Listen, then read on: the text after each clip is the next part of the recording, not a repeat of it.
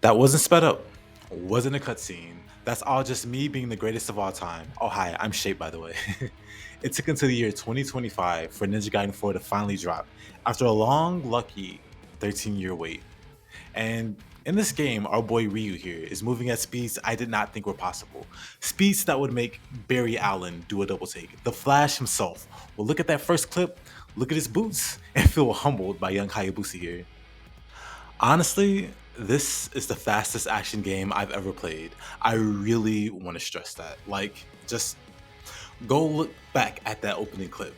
The speed, the craziness, but that's how a ninja game should be, right? Though honestly, I feel like more action games should move in that direction.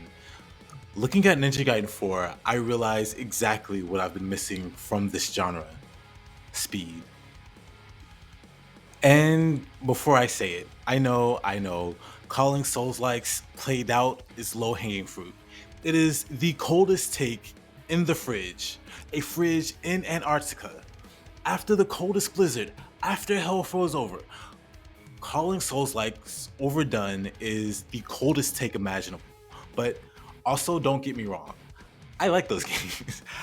Souls-like, they have a place in the genre, but I am exhausted by them.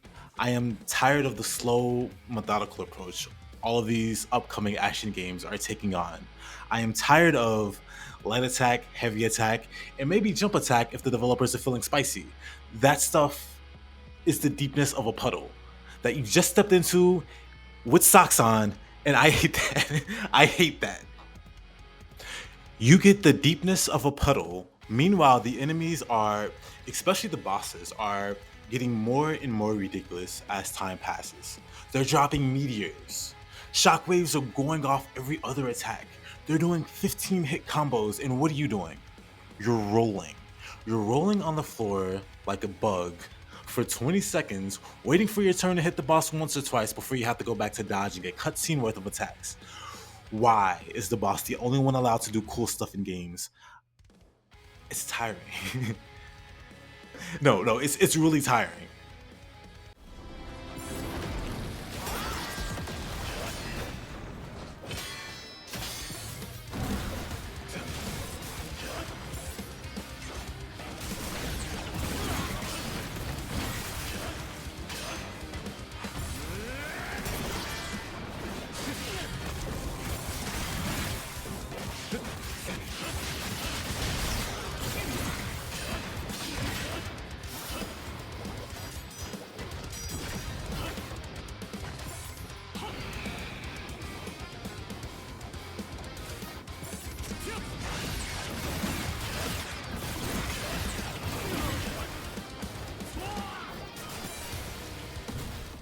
It cut off, but I have no shame in admitting that I absolutely got wrecked there.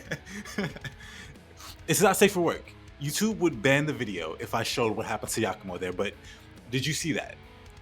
That that was a conversation. A very loud, very violent conversation. Alright, some would say.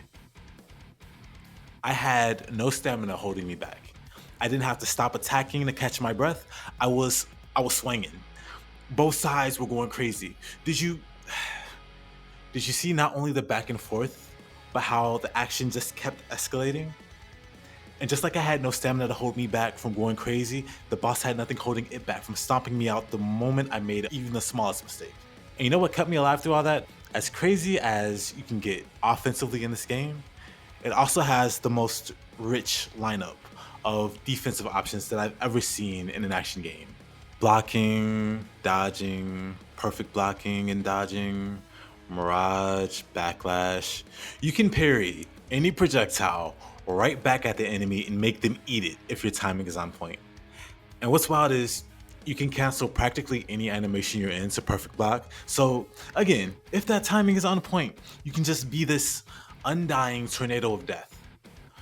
There's also other subtle options that, like guillotine throw. They make you completely invulnerable. There's multiple moves that have iframes built into them. So this list goes on. Plus again, there's no stamina management in the game, so there's genuinely nothing holding you back but your own skill level. And yeah, you might look at the footage For me, that's me, by the way. I'm the GOAT. But don't be intimidated by this godly display of skill and think that this game isn't for you, that it's too hard. This game has a low, welcoming skill floor and a really high skill ceiling that tears into the sky.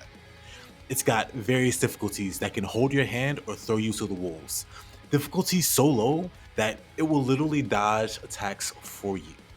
Or so hard, it can make you dodge in real life. I'm kidding. I'm kidding. Basically, if you boil it down, Ninja Gaiden 4 is the game I want more action games to aspire to be. Hashtag no more dodging through 10 seconds of boss attacks to hit back once. It's always rubbed me the wrong way.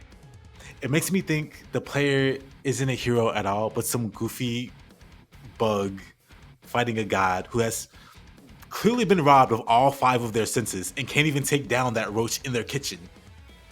It's never made sense to me. I know some people might think that the idea is funny, and in small doses, I can agree. But honestly, I want to squabble with bosses and have it be a fun back and forth. Save that other mess for like the final boss or some crazy hidden boss. It is unnecessary to make so many bosses so overdramatic while your character can't even come close to matching that, but still somehow wins.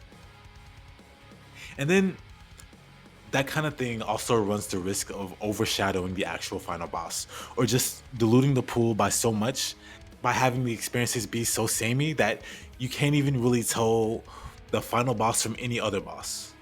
Ninja Gaiden 4 proves that you don't have to handicap the player to that degree. You can give the player an amazing arsenal of abilities, and they can just style and just be super cool. And the boss can also style and be super cool, and together you make magic. Or cinema, as the kids call it. It's also probably why I like perfect blocks and dodges and stuff like that more and more as time passes when I think about it. It's the one thing keeping the fights from feeling absolutely one-sided and a slog, because what you do actually feels like it has an impact in a fight. You can actually actively halt your opponent's momentum and even style back with that little window you create. I know people will call these kind of games parry slap, but these people all suffer from a terminal case of skill issue. There, I said it. But this is why Ninja Gaiden 4 stands out so much to me. Your actions all have weight. It doesn't matter how crazy the enemy is, it is always a back and forth of skill where you never feel like the fight is BS or out of your hands, or you have no choice but to do option 1. With this game, you have options 1, 2, and 3, and occasionally 4 and 5 if you're feeling spicy.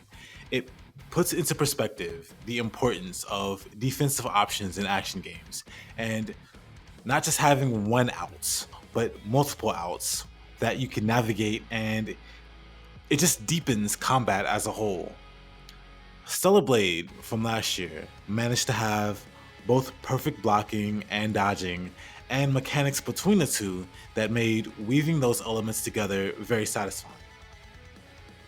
Khazan came out earlier this year, also had perfect blocks and dodges, and a reflection mechanic also, and both of those are great action games where those defensive options elevated the game.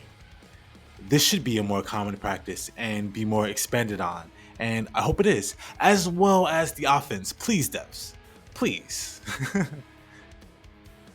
This was an awesome year for action games.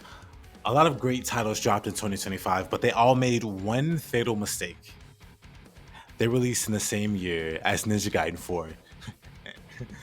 In the background is one of my favorite fights from 4. I'm gonna end the video with that. It is peak in ways I cannot properly explain in words. Honestly, the whole game is. Here's hoping 2026 action titles are just as amazing. Neo 3 is dropping 2026, so I already have high hopes that the coming year is going to be a generational run for action games. But we'll see. Anyway, all the footage throughout this video is taken from my live streams. I stream on both Twitch and YouTube. Link in the description. Follow if you want. Streams daily.